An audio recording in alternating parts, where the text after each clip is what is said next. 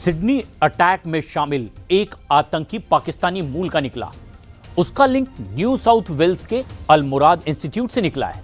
अब इस आतंकी के बैकग्राउंड के बारे में एक एक चीज खंगाली जा रही है, लेकिन एक बात तो तय है कि सिडनी में इजराइल को दहलाने की कोशिश की गई है, क्योंकि इस दौरान टारगेट पर यहूदी लोग थे जो त्योहार के दिन समंदर किनारे बड़ी तादाद में एकजुट हुए थे।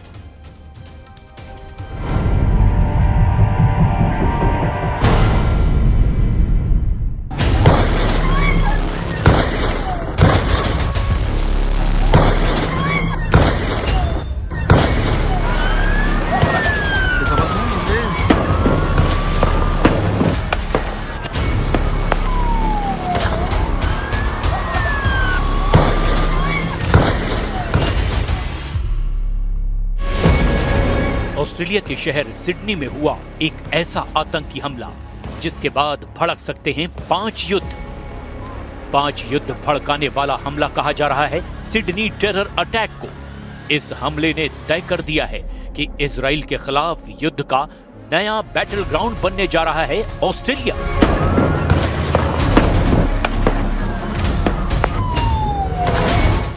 सात अक्टूबर 2023 को इजराइल पर हमास के हमले के बाद अब ठीक 2 साल बाद 14 दिसंबर 2025 को यहूदी लोगों को टारगेट पर लेकर किया गया सबसे बड़ा हमला है। गाजा, लेबनान, यमन और ईरान पर हमले कर चुके नेतन्याहू के सामने अब एक और फ्लैश पॉइंट तैयार हो चुका है, जिसका नाम है ऑस्ट्रेलिया।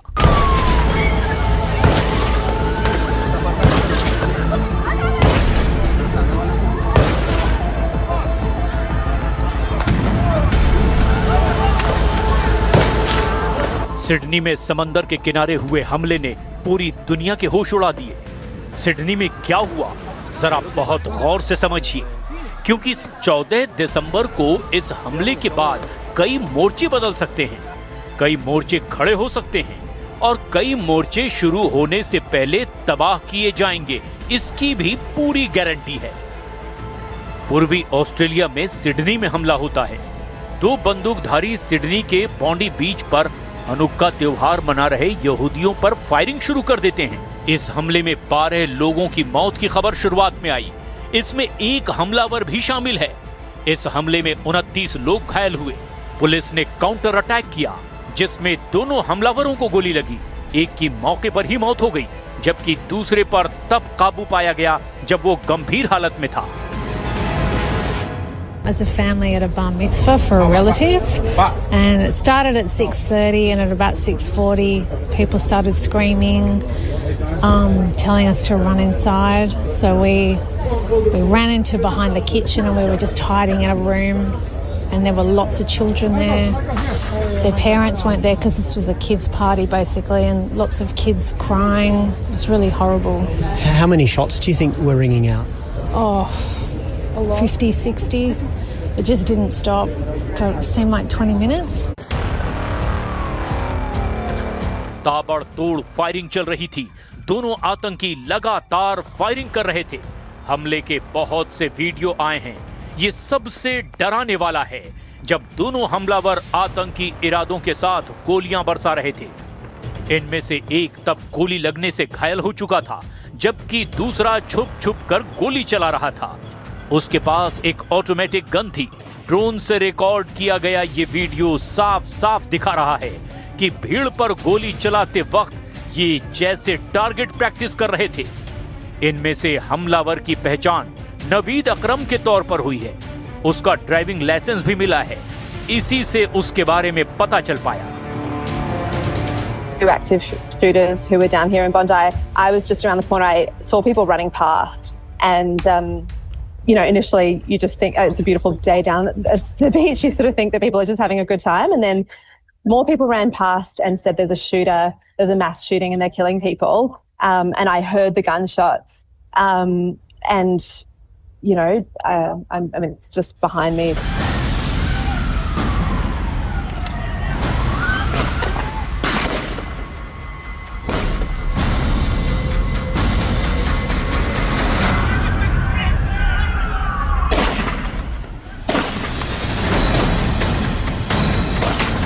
इस हमले ने दुनिया के सबसे सुरक्षित देशों में से एक यानी ऑस्ट्रेलिया को झकझोर कर रख दिया।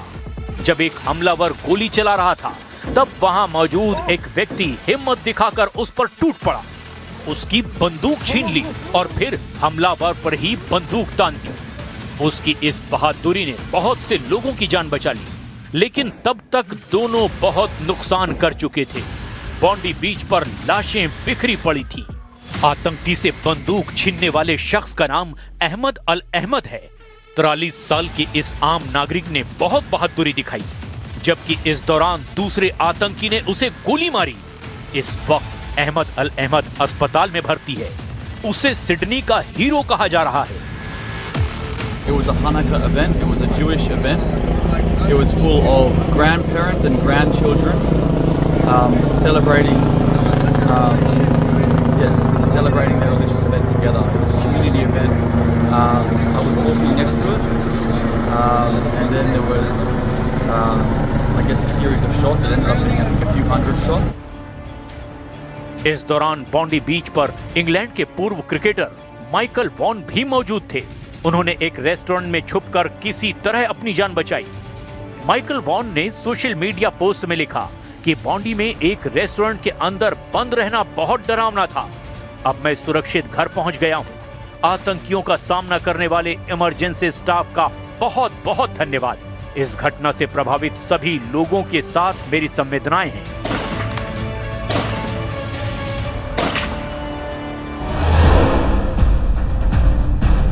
ऑस्ट्रेलिया के प्रधानमंत्री एंथनी अल्बनीज भी तनाव में आ गए कि आखिर सबसे सुरक्षित देशों में गिने जाने वाले ऑस्ट्रेलिया में कैसे ये आतंकी हमला अंजाम दिया गया। इस वीडियो में देखा जा सकता है कि कैसे दो आतंकियों ने ऑस्ट्रेलिया के सबसे मशहूर समुद्री किनारों में से एक बॉन्डी बीच पर ताबड़तोड़ फायरिंग करके बहुत ही डराने वाले आतंकी हमले को अंजाम दिया। An attack on Jewish Australians is an attack on every Australian, and every Australian tonight will be, like me, devastated on this attack on our way of life. There is no place for this hate, violence and terrorism in our nation. पूरी दुनिया ने 2 साल तक Gaza में Israel के हमले देखे। Hamas को खत्म करने के लिए की गई इस बमबारी में 70,000 से ज्यादा लोगों की मौत हुई, जिनमें 25,000 तो सिर्फ बच्चे थे। लेकिन गाजा के युद्ध के बाद इजराइल के बाहर यहूदियों के खिलाफ हिंसा भी बढ़ी और ऑस्ट्रेलिया में हुआ ये आतंकी हमला इसका सबसे बड़ा और ताजा सबूत है। इजराइल के अमूमन हर साल करीब 90 लाख लोग विदेश यात्रा करते हैं, लेकिन गाजा में युद्ध के बाद बदले हालात की वजह से इसमें काफी गिरावट आई। 2023 में इजराइल से 90 लाख लोग विदेश यात्रा पर गए, 2024 में 70 लाख, 2025 में अक्टूबर तक का आंकड़ा बताता है कि 80 लाख इजरायली लोगों ने विदेश यात्रा की। ऑस्ट्रेलिया भी इजरायली पर्यटकों के लिए एक बड़ा डेस्टिनेशन कहा जाता है और अब 14 दिसंबर को जो यहां हुआ आतंकी हमले ने विदेशों में उनकी सुरक्षा को लेकर कई सवाल खड़े करने शुरू कर दिए हैं। Our police and security agencies are working to determine anyone associated with this outrage. Our agencies will provide you with factual updates as quickly as possible as they continue to emerge. Israeli नागरिक ज्यादातर Europe की यात्रा करते हैं, जिनमें Greece, Cyprus, Italy, Hungary, तुर्की और Spain उनके पसंदीदा जगहों में शामिल हैं। वहीं अमेरिका भी बड़ी तादाद में इजरायली नागरिक जाते हैं। एशिया में इजरायली टूरिस्ट सबसे ज्यादा थाईलैंड जाते हैं। 2023 में दुनिया भर में यहूदियों के खिलाफ हिंसा की 85 घटनाएं हुई। 2024 में ये तादाद 106 तक पहुंच गई और अब 2025 में भी तेजी से घटनाएं बढ़ी हैं। ऐसे में ऑस्ट्रेलिया के सिडनी में हुए आतंकी हमले ने अब इजराइल की टेंशन और ज्यादा बढ़ा दी है। Our sisters and brothers in Sydney, Australia, have been attacked by vile terrorists in a very cruel attack on Jews who went to light the first candle of Hanukkah on Bondi Beach. Our heart goes out to them. Our heart misses a beat. The entire nation of Israel misses a beat in this very moment as we pray for the recovery of the wounded. We pray for them, and we pray for those who've lost their lives.